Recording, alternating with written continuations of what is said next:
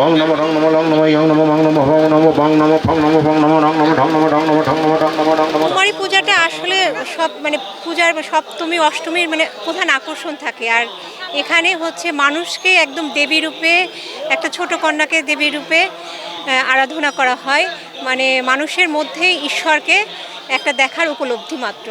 আর এখানের মানে পরিবেশ খুবই সুন্দর এবং এই অষ্টমীর মধ্য দিয়ে আমরা চাই দেশের সকল অশুভ যেন চলে যায় এবং মঙ্গলের আবির্ভাব ঘটে। কুমারী পূজা যেটা হয় সেটা হচ্ছে নারী রূপকে জাগ্রত করার জন্য, নারী শক্তির এখানে যাতে সব দুষ্টদেরকে বিনাশ করার জন্য নারীর আগমন হয়, আপনারা জানেন এটা। আর কুমারী হচ্ছে যেহেতু একটা এই বয়সটাতে মানুষ বিশুদ্ধ থাকে, তাদের আত্মা বিশুদ্ধ, এই জন্য তাদেরকে কুমারী হিসেবে মাকে আরাধনা করা হয় এখানে। সত্যি এটা ভাগ্যের ব্যাপার, আমি পিতা হিসেবে অনেক ভাগ্যবান আমার মেয়ের জন্য। 22 সাল থেকে এখানে কুমারী পূজা হয়ে আসছে।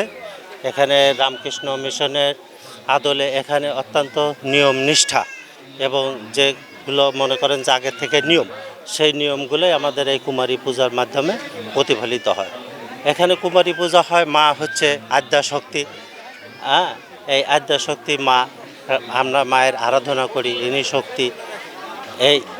এইভাবে আমাদের মনে করেন যে সবাই যে সমস্ত মানে পৃথিবীর যে মহিলা বা মায়েরা আছেন তাদেরকে আমরা মাতৃজ্ঞানে পূজা করি। ইলেকট্রা রেফ্রিজারেটর, খাবার তাজা তো জীবন তাজা।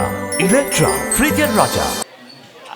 এই দুর্গাপূজাটা আসলে আপনার যখন রামচন্দ্র অকাল বোধনের মাধ্যমে এটা প্রতিষ্ঠা করে আর কি, যখন রামচন্দ্রের সহধর্মিণী সীতা রাবণ কর্তৃক অপহরণ হয়, তখন মনে করেন যে রাম সীতাকে উদ্ধারের জন্যে মা দুর্গার আশীর্বাদ প্রার্থনা করে। আশীর্বাদ প্রার্থনার মাধ্যমে এই পূজা, দুর্গাপূজা অনুষ্ঠিত হয়। এই দুর্গাপূজাটা আসলে বাসন্তী পূজা হয়, কিন্তু ওই কারণে ওই সীতাকে উদ্ধারের কারণে অকাল বোধনে আশ্বিন মাসের শরৎকালে এই পূজাটা আমাদের অনুষ্ঠিত হচ্ছে।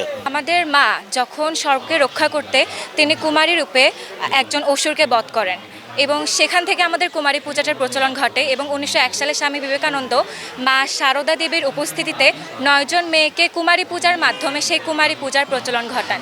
এবং এই কুমারী পূজার মধ্য দিয়ে আমরা আমাদের সমাজে নারীর যে ক্ষমতায়ন, নারীর যে অধিকার, নারীর যে পাওয়াটা, সেটা আমরা রক্ষা করতে চাই। নারীদের যে সম্মানটা সেটা আমরা রক্ষা করতে চাই এবং এই সমাজে নারীদের যে ভূমিকা সেটার প্রতিদান যেন তারা সঠিকভাবে পাইতে পারে, এটার জন্য আমরা প্রার্থনা করি। এবং এই কুমারী পূজার মধ্য দিয়ে শুধুমাত্র সমগ্র নারী জাতির না, আমাদের সমাজে যেরকম নৃশংসতা আমরা দেখতে পাচ্ছি বর্তমান প্রেক্ষাপটে, আমাদের সমাজে আমরা যে নিজেদের নিরাপত্তা নিশ্চিত করতে পারছি না, এরকমই কিছু প্রার্থনা করি যাতে আমরা সবাই সুখে থাকি, শান্তিতে থাকি এবং আমাদের এই সমগ্র বাংলাদেশ যেন এই নারী শক্তির ক্ষমতায়নটাকে সমগ্রভাবে সফলভাবে রূপ দিতে পারে, এই প্রার্থনাই করি।